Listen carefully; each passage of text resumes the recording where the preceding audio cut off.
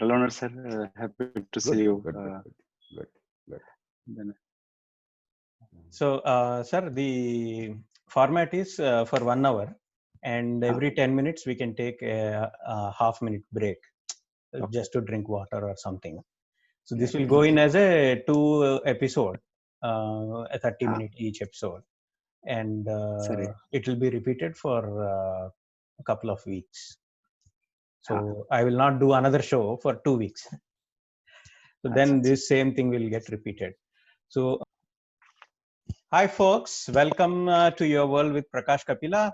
As you know, we have been talking about how to beat COVID, how to come out of this COVID, and we have done extensive shows on the impact and the effect of COVID.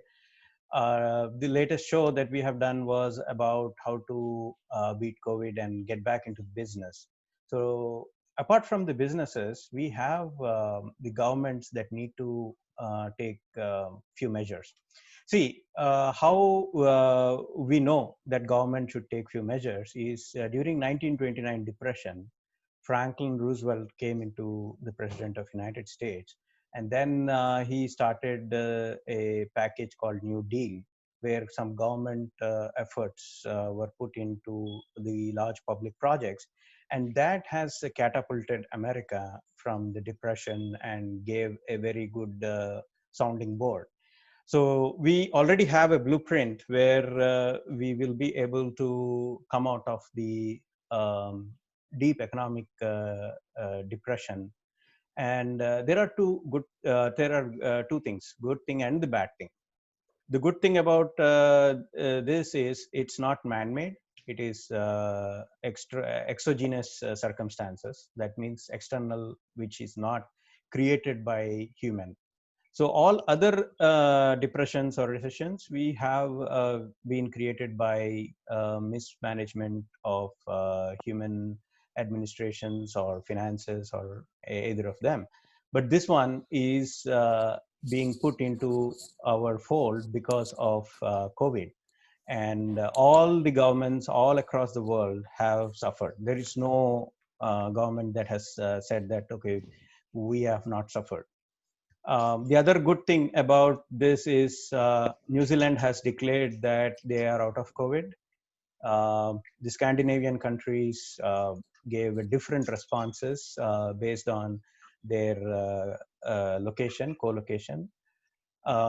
Whereas you see Denmark has given the lockdown pretty quickly and has come out of the lockdown. Sweden, on the other hand, has not done any lockdown, but still is able to survive the cases.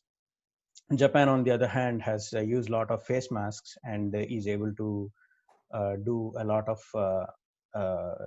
mitigation strategies. So we have with us now Dr. JP Garu and Madhu Yaski Garu. So both of them are very accomplished, and both of them are very sound in their political viewpoints, as well as what the governments have to do, how the governments have to respond, how what should we as citizens help our government do it. So what I mean by saying is, let's take their views into consideration and let's talk to our MLAs, let's talk to our MPs, wherever you are, whether you are, you could talk to your congressmen, senators, as also if you're in Europe, you could talk to your representatives. These are generic principles I think are applicable across the world. So, sir, who wants to go first? Madhu Garu, you want to go JP first? Garu. JP Garu is my yes. Guru Garu. Yes, so much rich experience as administrator, as a politician with an impeccable record.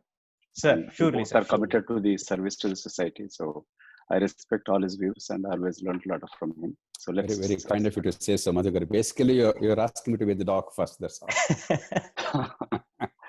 Right, no, Prakash. you have a different experience. You have both administrative and public life law. So You're very kind. Thank you. We share the same perspectives. Prakash. Yeah, go ahead, sir, please. No, you start off with questions. I think a conversation will be better. Right. So the first thing is about the migrant situation, like the daily wagers and the migrants. They are the most affected, whether you take it America, Europe, Asia, wherever it is, the daily wagers have suffered a lot.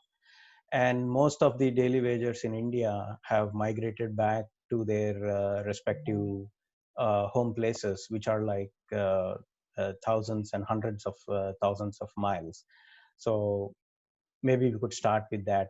What should we as a society do for them, and government in particular can do? Prakash, the situation in India is far more complex in terms of the unorganized workers and the immigrant workers within the country than anywhere else in the world. Of course, there's a generic issue. Anywhere migrant, unorganized, or semi-skilled, relatively poor population is bound to suffer more in urban areas. But in India, it's incredibly more complicated for two reasons. Reason one, more than 90% of our workforce in the country is in the unorganized sector. Among large economies, we have the highest ratio of unorganized workers. Only about 8% of India's workforce is in the organized sector. In that, about 60% is in government.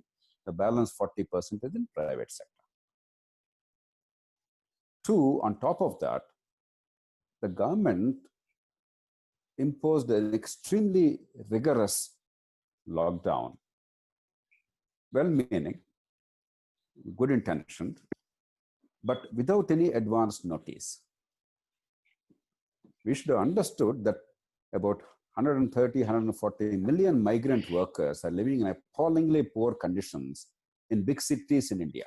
They're the fulcrum of our economy, or construction, or small and medium enterprises, or services, or domestic help, a whole lot of things. Without them, economy cannot run. Now, if we had given them, let's say 4 or 5 days notice, and given them some transport subsidy and facilitated their travel, and told them to calmly go back to their villages if they don't have proper homes and families and ration cards and bank accounts in the big cities, you go back, because anyway the work is going to come to a standstill. There will be no income. And naturally, once there's no income, work is at a standstill. People who are living alone without their families in hot summer, without any income, most often without any proper home, without any proper sanitation facilities, where there is some kind of a ramshackle home, 30, 40 people share the same room or the house. Obviously, lockdown will not really work to their advantage. And the psychological and economic devastation is very, very considerable. We did not take that precaution. As a result, two things happened. One is enormous fear psychosis. The families are there, a few hundred or a few thousand kilometers away in another language, another state or whatever. There's no income. And all kinds of 24-hour dramatic news, so many cases, so many hospitalizations, so many potential risks. So people are terrified, apart from the psychological trauma. And now they are desperate to get back to their villages, even if there's no income there. The second part is the urban management of this country is extremely inadequate. Our urbanization itself is very, very low. India, again, has the lowest level of urbanization among all large economies in 21st century. We only have about 33 to 34% urbanization. But even with that limited urbanization, the conditions are appallingly poor. You take a country like Singapore, or a country like the United Kingdom, two ends of the spectrum. They have made public housing in cities the mainstay of their economic policy and urban management. In India, nowhere did we seriously take urban housing for the poor in a sensible way. We kept talking about it almost for everything. There's a planning commission program, there's a government program, there's some name. But the reality is almost nothing really significant happened.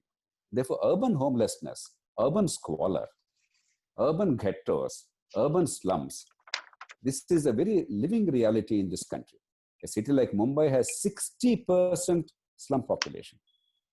Other cities have, in varying degrees, the problem. So a combination of this meant devastation to millions of these people, the poorest of the poor. And one thing we have not recognized, except a few experts in the country, is urban poverty is much more gruesome than rural poverty in India. We all talk about rural poverty and all kinds of rural programs. There is poverty, there's no question, everywhere in the country. And there's obviously enormous amount of rural strife, because the agricultural share diminishing without effort. Urban poverty is an offshoot rural poverty. It's the poor who reach out to villages, towns to earn a precarious livelihood. When the living conditions are appallingly bad, when there is no proper education, there's no healthcare worth mentioning, and they have to really commute between wherever they stay and the workplace. Oftentimes they stay at the workplace. Most of the construction workers are at the workplace. Urban poverty is extremely excruciating in India. So a combination of all this meant one of the gravest crises in modern history anywhere in the world. This mass migration under great duress is extremely tragic, could have been avoided. At least now we should learn lessons. My view is COVID per se, India has so far lucked out. Whatever be the reason, or it may be too early to Sir, say. we are losing your audio and Depends video. on your own. Sir, we are losing your audio and video. Hello, Is JP it garu. okay now? Tell me when. It just frozen. For a second, maybe అది Yeah. Speaker దగ్గర పెట్టుకో. Yeah. Yeah, now it's okay. Speaker problem ఏం లేదు. ఇప్పుడు correct వస్తుంది. ఇప్పుడు correct. Okay. Okay. My own sense is, if you take the COVID health crisis part of it, India has lucked out. Whether it is because of the extreme heat of the summer, or because of the BCG vaccination, which gave some kind of a generic immunity to Indian population, or is it because of innate immunity to certain forms of viruses because the receptivity in the cells is not there for us genetically? Whatever be the reason, the truth is there might have been large number of infections, but infection converting into serious disease is extremely rare in India. Hospitals hardly see COVID patients who require hospitalization and critical care. But because the governments had to take precautions, there is a self-induced coma. The economic system has gone for a toss, and therefore the crisis now is economic. But I think we should take heart that at least now we understand the problems a little better. Urban management problem has been there for long. At least the COVID crisis forces us to focus attention on that. Healthcare crisis has been there for long. Independent of COVID, our healthcare thing must be done. Okay, sir. Yeah, Madhu garu, your take on this, Andy, about migrants and other difficulties they are facing. JP garu gave a very good info on that. Your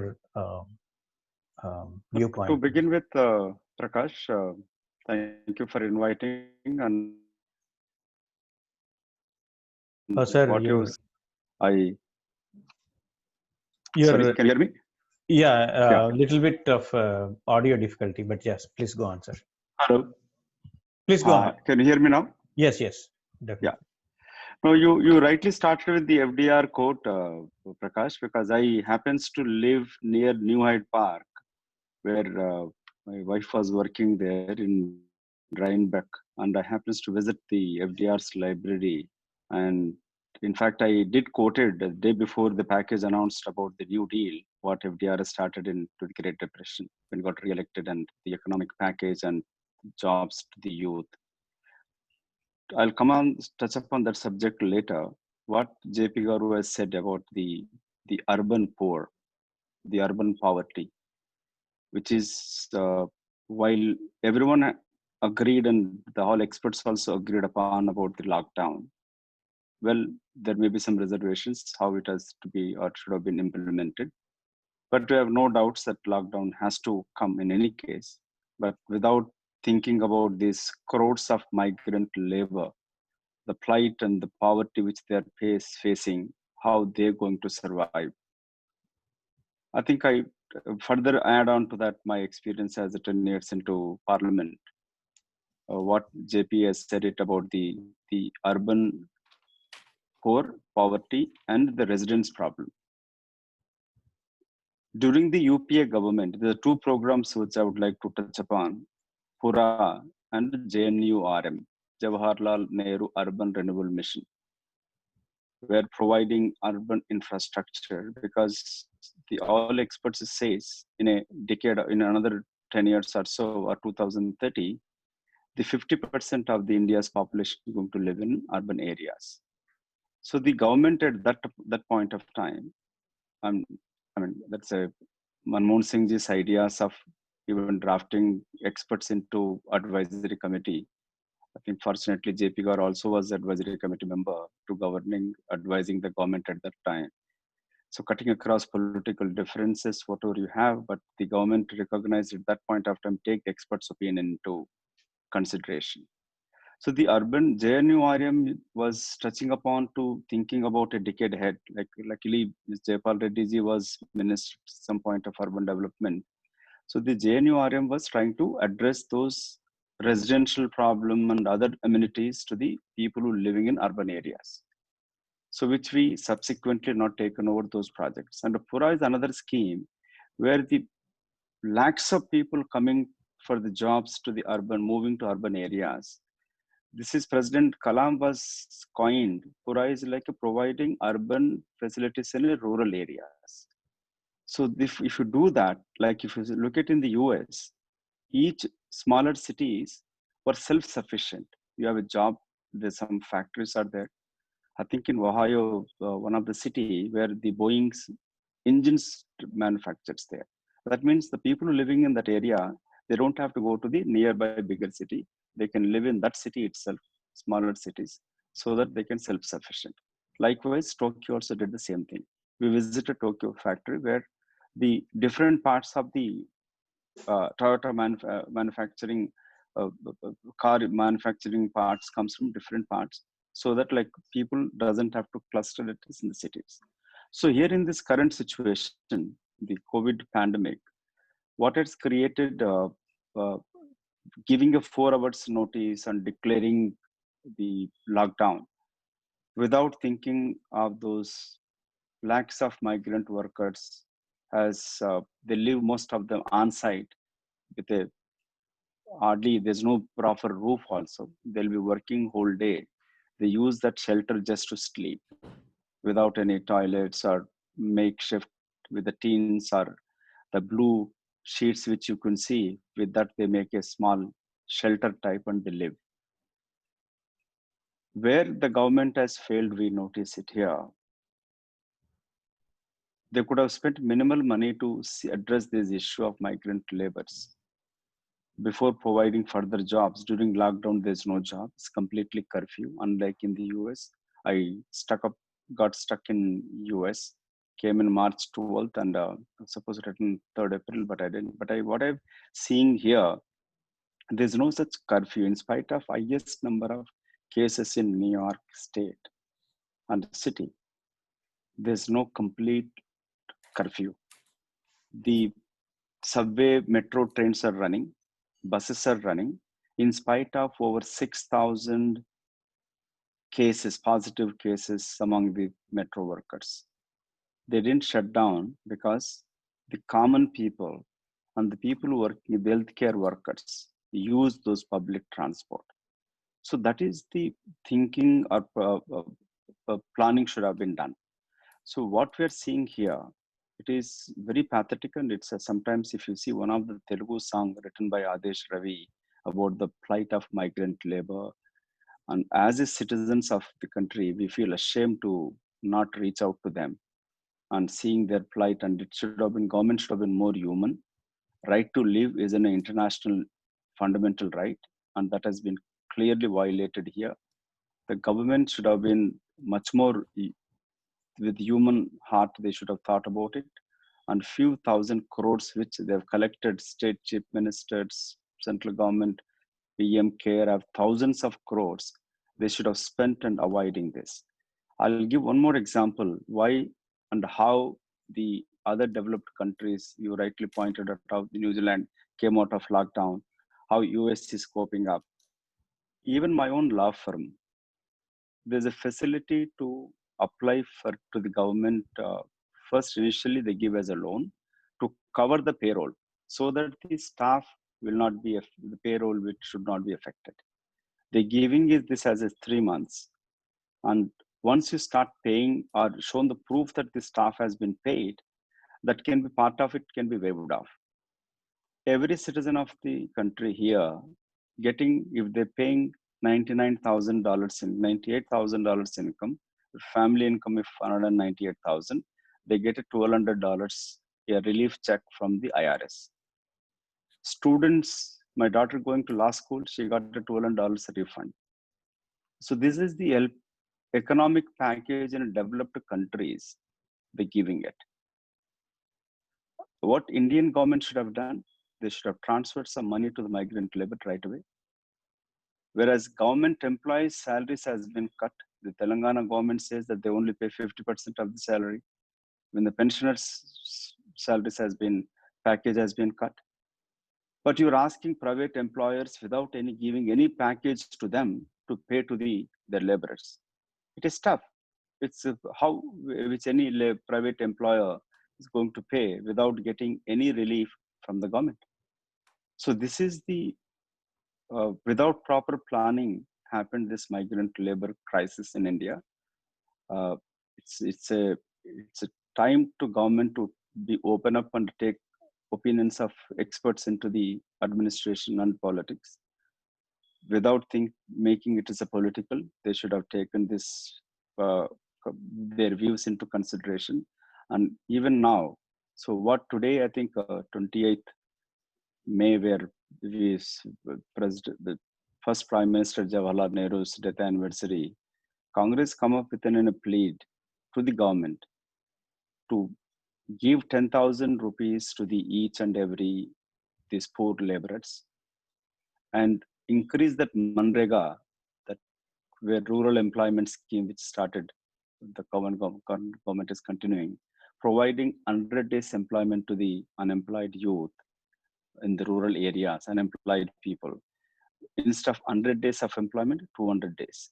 So I would like to add one point here, what FDR did it in those years of Great Depression, jobs to the youth. How the youth have been, the CCC, the center was created, where unemployed youth can be between age of 17 to 24 can register. And they've been given jobs by the government in most of the environmental protection areas like planting trees to other areas which government has started without just giving money, given in those money to the youth and providing jobs to them so that the country at large could have been benefited. So some of the schemes could have taken into consideration.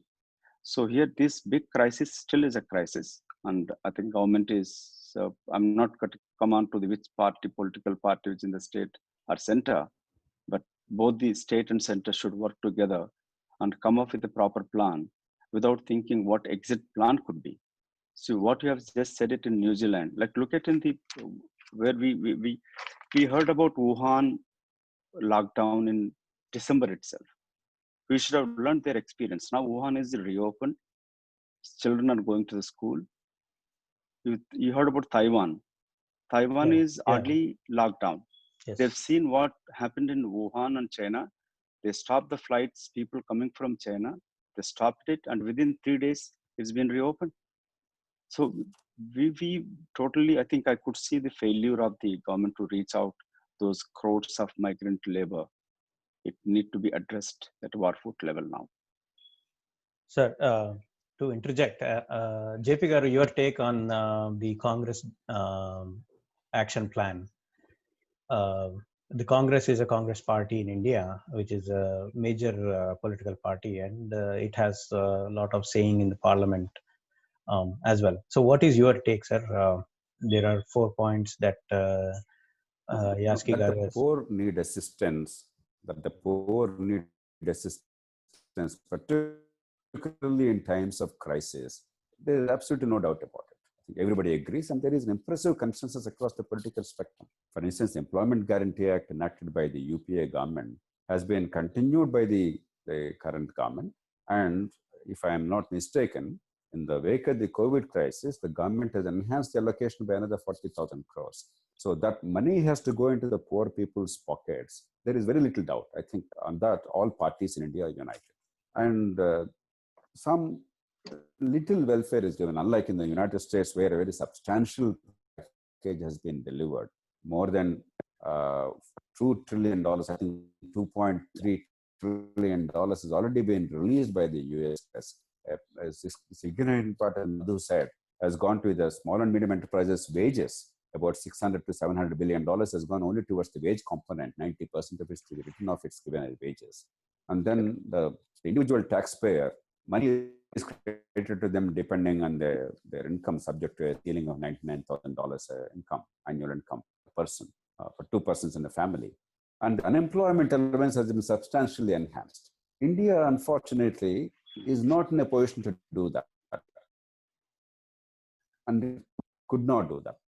The government did about 20 lakhs of economic stimulus, but much of it is linked to many other credit and other programs. Budgetary flexibility is not available in India to the extent that we need and people deserve in India. Because even before the COVID crisis, if you recall, we have already mopped up the resources for RBI. There was a big debate in India whether the resources of the RBI should be taken over by the government of India for the budgetary purposes. And the expert committee was constituted. That was well before the COVID crisis. And a lot of money was taken away from the Reserve Bank of India. Similarly, the Navratnas, the big public sector undertakings, all their reserves were taken away by the government because government is the owner. It's because there was a liquidity crisis. There was a budgetary crisis in government. This was before the COVID crisis. And COVID economic crisis is extraordinary all over the world, unprecedented. And the Indian government, unfortunately, has no capacity to handle this crisis through fiscal and monetary means. That is our problem.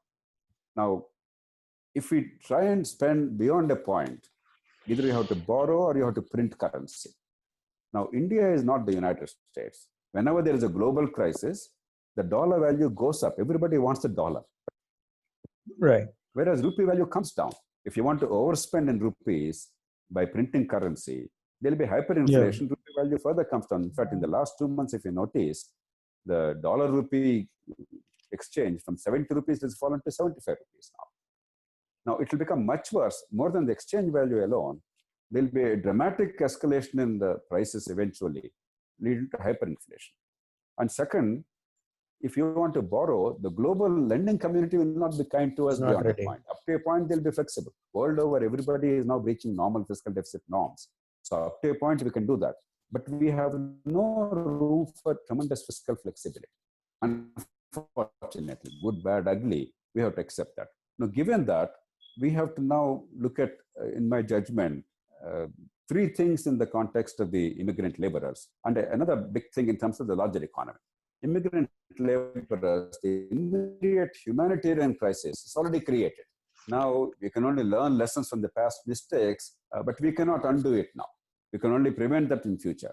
Now, there are millions of people on the road in the hot summer, and the TV cameras and the newspaper pictures, they're showing the harrowing tales of the poor being dehumanized, being robbed of their dignity, their basic needs, and basic comfort. No, it's terrible. Now, the government and civil society, government includes union and the states, and all the civil society organizations. In fact, if anything, it's the civil society organizations that are coming forward, because India is by definition, by nature, a very charitable nation. We want to be helpful to our neighbors as far as practicable.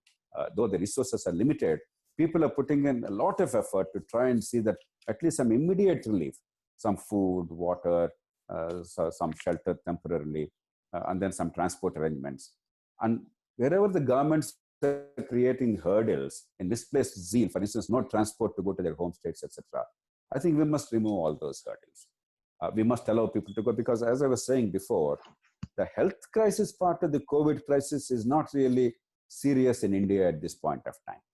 And I'm reasonably confident that when the infection may spread silently, it's unlikely by current evidence that it will lead to a serious healthcare crisis in hospitals. And therefore, while we must do all kinds of things, constant testing, India is very weak in testing. Both antigen testing and antibody testing, rapid tests are available. We must do on a much bigger scale. India's testing rate today is only, I think, about 1,500 or so, or 1,700 per million population. Whereas the United States is now close to about 50,000 per million population. Germany is close to 135 per million, 135 tests only India is doing. Very low. They've gone to 1,000. Yeah, come further down. Yeah. All right. So, sir, can you? Sir, can you throw a specific light, JP Garu, on 4 points that So the first is the humanitarian crisis. We have to deal with that. Now it's there, it's upon us, and I think whatever is possible is being done. We must do it even better. I understand today Supreme Court also has given directions. We don't need directions from Supreme Court. This is common sense. These are our people. This is our country. True. We don't require the court to tell us what to do. It's a disgrace. But anyway, if at least one more voice is added, that's good. But we have to do whatever we can. Second, eventually, within the next few weeks, again, economy must start. Already it's begun to be reactivated because that's the only solution. When the government cannot pump enormous money into people's pockets, when all the production activity has stalled, the economic cycle has completely been frozen, there's a self-induced coma, you will only perpetuate poverty and aggravate poverty in the country and create mass unemployment in a country already unemployed. Therefore, economic activity will start, and therefore the migrant laborers, others will again start working everywhere. When that happens, I think from this experience, at the very least, in the short term, we must do three things. One is every one of these people, even if they are seasonal workers, they're entitled to a ration card where they work, subject to certain conditions. If you stay for more than, let's say, 90 days, 100 days or something, they must get ration cards because the ration card means many other benefits also flow through ration card. Some form of identity. Very often, the immigrant workers have their ration cards, Aadhaar cards, Jan Dhan accounts way back in their homes, their villages, not in the cities where they are residing now for economic purposes. And that is the chief cause of the welfare failure for the immigrant laborers. The second is a health card. States like Andhra Pradesh, Telangana, several other southern states, other states, they are trying to do something about healthcare, Aarogyasri or in some other form. Now, those benefits are linked to residential status. Immigrant laborers must get the health card. Third, and this is where people like Madhu must come forward, and the political parties are so proactive. In a political democracy, unless the people have vote, they won't have voice. Unfortunately, urban immigrant, hardworking, working population in the unorganized sector, because their permanent residence happens to be in most cases villages, they don't have voting rights in the towns where they work. Therefore, they're political orphans. If you give them a choice, they can't have voting rights at both places. Maybe one member can have in the village, one member can have in the city, but they can choose and they have voting rights, then automatically the political system will be far more sensitive. Now, only from humanitarian point of view, we're sensitive. Politically, we're not sensitive because they have no votes in the cities. If I'm from Bihar, I live in Hyderabad for some time for a worker in Bengaluru. Now, Bengaluru politicians don't care for me because I don't have a vote there. If I also have a vote there, the political parties will have to take note of their plight. The governments will have to address their concerns. These three things can be easily done. And the bank account, Jan Dhan account, you can guarantee that there's another account in urban areas and account can be easily transferable. If this much is done in the immediate future, there'll be some element of security, some voice, and some possibility of the future. In the medium term, in the next 2-3 years, we must take up a massive urban housing program, efficiently executed, honestly administered, and really to scale. We have many programs, as Madhu said, we have JNURM, we have many other programs, well-intentioned programs. The problem is the scale. The problem is the efficacy. The problem is the speed. Now, when you have no scale, efficacy, and speed, that means no resources, paltry resources with grand ambitions, or no empowerment locally, no transparency, and very slow snail-like pace, all these will not yield dividends. In a growing economy with massive population, you must dramatically step up these programs of urban housing, quality of education. We are spending money, but education is in doldrums. And already I mentioned the healthcare. The third one, in the medium and long term, what we should take up is urban governance. At least now, the local government started with great anticipation in 1990s, have by and large spectacularly failed. We cannot now resurrect them. We cannot change the constitutional architecture for whatever reasons. Let us at least create a separate architecture for these big cities, because most of the economy in India is now in big cities. In fact, the 8 big cities of India account for 50% of all the demand. Therefore, now we must realize that if you want to protect the economy of the country, protect the poor in these places, improve the quality of life, at least these big cities, a million strong cities, there are 60 or 70 such cities, if their architecture is more rational, the mistakes we committed in the 74th Amendment, they're corrected here, and we empower them with accountability and service delivery, then there'll be a dramatic rejuvenation of the cities. If these steps are taken, if the new welfare architecture, then the poor will really have a better deal. We require a new deal for the poor. The old-fashioned notion of giving something, now governments are giving. Prime Minister said 500 rupees from union government, states are giving 1,000 to 1,500. This is all paltry. This is just subsistence. In 21st century, give 1,000 rupees and say we have done a great job, and then you've really converted people into mendicants. We require something much more dignified, something that enhances their capacity to earn, their employment prospects, and their children's future. And we must integrate this welfare package in a very rational manner with education and healthcare. If we do that, I think we would have learned a lot of lessons from the COVID crisis. We would have moved forward. India would be a better country. But if we simply go back to pre-COVID situation, in my judgment, that will be a lost opportunity. Awesome, sir. Awesome. So, Madhugaru, we have 3 minutes time. So, I give you this time. What is your last take on this? JP Garu has said like 5 or 6 different viewpoints. So, what does Congress stand on that, if I may say? Number one, that immediate task is to send these laborers at the government cost to their own respective homes, because without their moral, any organization to boost the moral of the employees, we have to organizations give different packages to them, take them on weekends trips, to give other incentives for them to work. So these laborers are contribute to over 50% of the GDP. Any urban infrastructure development projects without these laborers cannot work. So these laborers have to come back to the city, the respective cities, to start work. Right, sir. First, send them home, and second, Sorry. In interest of time, we just have 1.5 minutes. So, JP Garu has said about the health card, the ration card, and the more freedom to local governments and voting rights. Voting rights. That is absolutely right. I'm totally agreeing with him. What he said is, unfortunately, India, the whole thing goes around electoral system. If as voting right, this response of these respective governments should have been would have been different. I totally agree with him. The examples which I've quoted from the US is not to replicate same in India. India has different problems, but those are learning experience. You may not have to give same packages, but India should come up with within its own resources to help.